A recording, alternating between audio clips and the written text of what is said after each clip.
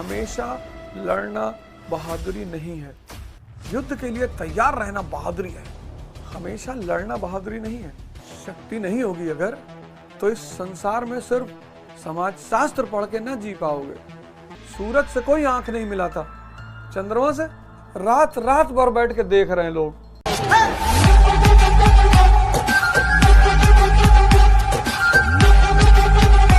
हमेशा लड़ना बहादुरी नहीं है।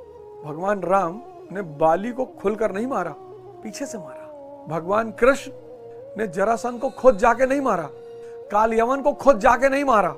हमेशा लड़ना बहादुरी नहीं है, युद्ध के लिए तैयार रहना बहादुरी है।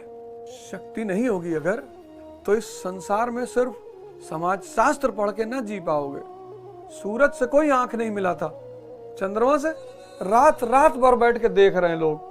कोई कह रहा मामा है, कोई कह रहा रोटी दिख रहा है, कोई कह रहा है मेरे महबूब की प्रतिछाई है। सूरज, ये देश पैदा हुआ, कोई बात नहीं, पर मिशन नहीं बना पाया, गोल नहीं बना पाया। 3 देश एक साथ पैदा हुए, चीन, भारत, पाकिस्तान। और चीन आज अमेरिका को टक्कर दे रहा है, विश्व शक्ति की स्थिति में खड़ा है। वो एप्पल को टक्कर दे रहा है OnePlus के पीछे पश्चिम का हाथ, रुपया, पैसा, धन, हथियार सब। और भारत के पीछे कोई नहीं, खाने की स्थिति नहीं, हथियार नहीं, कपड़ा नहीं, कुछ नहीं। अब बताओ, आप डिसाइड करो, आप कंपेयर करो पाकिस्तान और भारत की स्थिति 1947, अक्टूबर 1947। पाकिस्तान के पीछे पूरा पश्चिम, रुपए के साथ, पैसे के साथ, हथियार के साथ, और भारत के पीछे कोई नहीं। क्यों? क्योंकि भारत का संविधान नहीं बना था। दोनों डाउट में थे, USSR भी डाउट में था, अमेरिका भी डाउट में था कि पता नहीं तुम्हारा संविधान क्या हो, तुम पता नहीं कम्युनिस्ट हो जाओ कि कैपिटलिस्ट हो जाओ, और बिना दर्शन जाने तुमको पैसा कैसे दे दें। अमेरिका ने सोचा तुमको पैसा दे दें, कल तुम कम्युनिस्ट हो जाओ, पैसा तुम्हारा डूब जाएगा। और रूस ने सोचा तुमको पैसा दे दें, कल तुम कैपिटलिस्ट हो जाओ, पैसा हमारा डूब जाएगा। तो भारत के पीछे कोई नहीं, और पाकिस्तान के पीछे पूरा पश्चिम। और 1947 के भारत, खाने को नहीं, खाने को। हमने गेहूं मांगा अमेरिका से, उसने PL 480 गेहूं दिया, जो वो सुअरों को खिला रहा था। अपने घरों में आपके भी बुजुर्ग होंगे, उनसे पूछिए क्या स्थिति थी भारत की। 1960 के लोग आपके भी घरों में होंगे। 1960 का आदमी अभी, उसकी उम्र कितनी होगी? 70 के आसपास होगी, 65। 1960 ज्यादा दिन थोड़ी भी था। मूवी बनी 1960-70 में, रोटी, कपड़ा और मकान, सबसे बड़ा मुद्दा रोटी।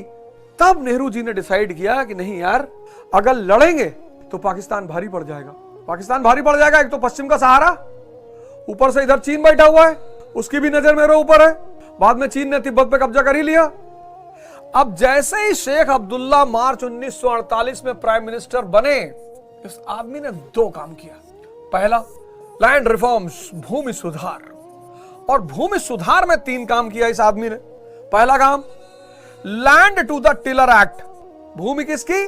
किसान की, जो उस पर खेती कर रहा है। अब चूंकि मेजॉरिटी पॉपुलेशन मुसलमानों का दिल जीतना है, तभी प्लेबिसाइट होगा, तो वो भारत के पक्ष में वोट करेंगे।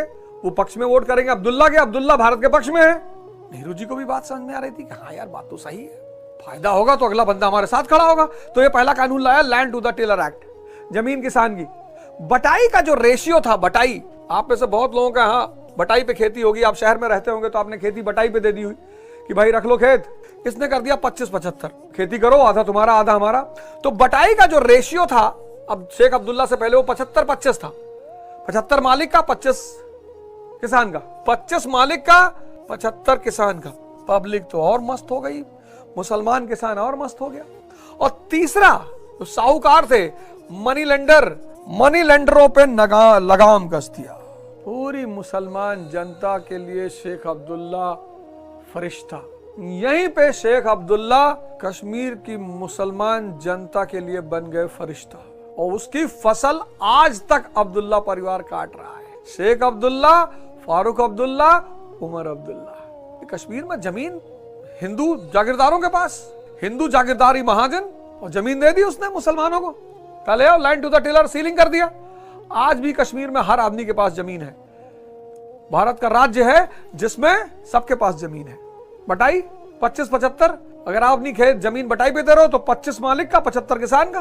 और मनी लेंडिंग, सूद व्यवस्था पर प्रहार, मन मर्जी का ब्याज नहीं लोगे। और शेख अब्दुल्ला बन गए फरिश्ता। तो फिर इसी बात को लेकर इसी बात को लेकर जेल नेहरू के पास एक ट्रंप का इक्का था कश्मीर में। उस ट्रंप के इक्के का नाम था शेख अब्दुल्ला, क्योंकि शेख अब्दुल्ला कश्मीर में अच्छा नेता बनकर उभर रहे थे, बहुत अच्छे नेता बनकर उभर रहे थे और बड़ी पकड़ थी कश्मीर के मुसलमानों पे उनकी, और धीरे धीरे उनकी पकड़ सबके ऊपर बनने लगी थी। तो जेल नेहरू को बड़ा भरोसा था कि अगर प्लेबिसाइट होगा तो अब शेख अब्दुल्ला कश्मीर की जनता का रुख भारत की तरफ मोड़ देंगे। और इसी विश्वास के साथ जनवरी 1948 में कश्मीर के मुद्दे को जेल नेहरू यूनाइटेड नेशन लेके चले गए। वैश्विक समझौता, विश्व स्तर पर एकदम कॉन्स्टिट्यूशनल समझौता, साफ साफ, कहीं कोई दुख नहीं, कहीं किसी का विषाद नहीं, साफ दुनिया देख ले कि कश्मीर भारत में शामिल हो गया। अब क्या हुआ, जब कश्मीर के मुद्दे को नेहरू जी यूएन लेके चले गए 1948 में, भरोसा किसका था? नेहरू जी को भरोसा था शेख अब्दुल्ला का, क्योंकि ये लोग शेख अब्दुल्ला को सपोर्ट कर रहे थे। शेख अब्दुल्ला के उठने में कांग्रेस का बहुत बड़ा हाथ था, नेहरू और गांधी जी का बहुत बड़ा हाथ था। तो इन लोग को पूरा भरोसा था कि बॉस जब प्लेबिसाइट होगी शेख हमारे साथ है और शेख की मदद से प्लेबिसाइट हमारे पक्ष में आ जाएगी और दुनिया ताली हो जाएगी, भाई कश्मीर की जनता भारत के साथ रहना चाहती है। लेकिन जब यह मुद्दा यूएन पहुंचा तो पश्चिम तो सीधे पाकिस्तान के पीछे खड़ा हो गया। नोएल बारकर ये ब्रिटेन का रिप्रेजेंटेटिव यूएन में, और इसने यूनाइटेड नेशंस में कहा कि कश्मीर पाकिस्तान का है, यूनाइटेड नेशंस में, और इसने सीधे कहा कश्मीर पाकिस्तान का है। अब तो नेहरू जी को घबराहट हुई कि यार ये पश्चिम वाले कह रहे हैं कश्मीर पाकिस्तान का है, और अगर पश्चिम खड़ा हो जाएगा पाकिस्तान के सपोर्ट में तो हम कहां जाएंगे फिर? अगर पश्चिम, वेस्ट, ये ब्रिटेन, अमेरिका, फ्रांस, जर्मनी, अगर ये पाकिस्तान के समर्थन में खड़े हो जाएंगे तो हम कहां जाएंगे? और उस वक्त पाकिस्तान की कीमत पश्चिम की नजर में बहुत ज्यादा थी। तो फिर जनवरी 1948 में स्थिति की गंभीरता को देखते हुए जेल नेहरू कश्मीर के मुद्दे को यूनाइटेड नेशन लेके चले गए। हाँ, एक बात मुझसे मिस हो गई, बड़ी इंपॉर्टेंट, मैं जरा इसको आपको इन्फॉर्म कर दूं। अक्टूबर इंस्ट्रूमेंट ऑफ एसेशन, इसमें एक बड़ा प्यारा तथ्य मेरे उससे दिमाग से निकल गया, मैं आपको बता दूं। इस इंस्ट्रूमेंट ऑफ एसेशन में कभी कभी आदमी आदर्शवादी हो जाता है, और हजरत अली कहते हैं कि 3 लोग बहुत परेशान रहते हैं, एक मदद करने वाला, एक वफादार, एक सच्चे हृदय वाला। ये हजरत अली का स्टेटमेंट है कि 3 लोग बहुत परेशान रहते हैं। एक तो मददगार, पैसा दे दिए किसी को उधार तो खुद बहाना बनाना पड़ेगा कि भैया घर में काम चल रहा है, भैया बुआ बीमार है उनके लिए पैसा चाहिए, अपना पैसा मांगने के लिए बहाना बनाना पड़ेगा, उसमें भी दुश्मनी होने की संभावना है। तो इस इंस्ट्रूमेंट ऑफ एसेशन जो विलय संधि थी, उसमें एक लाइन जोड़ी नेहरू जी ने, बड़ी सिर्फ कश्मीर के लोगों का दिल जीतने के लिए कि भाई देखो हमने तुम्हारे राज्य पर कब्जा नहीं किया है। उसमें एक लाइन जोड़ी कि विलय से पहले, संपूर्ण विलय से पहले, पूर्ण विलय से पहले, जिससे कश्मीर की जनता भी, दुनिया ये देखे कि भाई कश्मीर की जनता की स्वेच्छा से कश्मीर को भारत में लाया गया है। तो यहां एक नई चीज जोड़ दी गई थी, प्लेबिसाइट, कि भाई विलय से पहले कश्मीर की जनता की राय ली जाएगी और जनमत संग्रह होगा। वो कोई दिक्कत की बात भी नहीं थी, अच्छी बात थी कि ठीक है भाई, राइट्स जिनका राज्य है उनसे तो पूछा ही जाना चाहिए। पाकिस्तान अगर उनके हाथ में है तो मध्य एशिया, सेंट्रल एशिया सीधे उनके हाथ में है, पाकिस्तान उनके हाथ में है, अरब सागर उनके हाथ में है। तो पश्चिम तो एकदम पाकिस्तान के पीछे खड़ा था कि भैया हम तो खड़े हैं। नोएल बारकर ने कहा कि कश्मीर पाकिस्तान का है। अब नेहरू जी को लगा कि यार अपने आदमी को मजबूत किया जाए, अपना आदमी मजबूत हो जाएगा तो हम भी मजबूत हो जाएंगे। और नेहरू का आदमी कौन? शेख अब्दुल्ला। बस यहीं पर मार्च 1948 कांग्रेस की मदद से शेख अब्दुल्ला बन गए प्राइम मिनिस्टर ऑफ JNK। बहुत बड़ा घटना, ये बहुत बड़ी घटना। मार्च 1948 शेख अब्दुल्ला बन गए JNK के प्राइम मिनिस्टर।